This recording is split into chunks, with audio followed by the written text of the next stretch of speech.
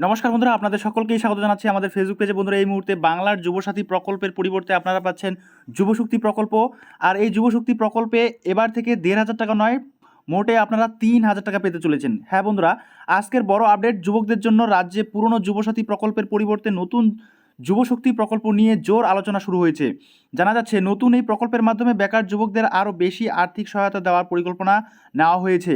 আগে যেখানে যুবসাথী প্রকল্পের নির্দিষ্ট পরিমাণ ভাতা দেওয়া হতো ১,৫০০ টাকা, সেখানে যুবশক্তি প্রকল্পে প্রত্যেক মাসে আরও বেশি আর্থিক সুবিধা পাওয়ার সম্ভাবনার কথা বলা হয়েছে, যেখানে বলা হয়েছে ৩,০০০ টাকা করে প্রত্যেক মাসে দেওয়া হবে। বিশেষ সূত্রে জানা গিয়েছে, এই প্রকল্পে এমপ্লয়মেন্ট এক্সচেঞ্জের নাম নথিভুক্ত বেকার যুবক যুবতীরা সুবিধা পেতে পারেন। পাশাপাশি নতুনভাবে কর্মসংস্থান, দক্ষতা বৃদ্ধি এবং যুব সমাজে স্বনির্ভর করার দিকেও গুরুত্ব দেওয়া হতে পারে।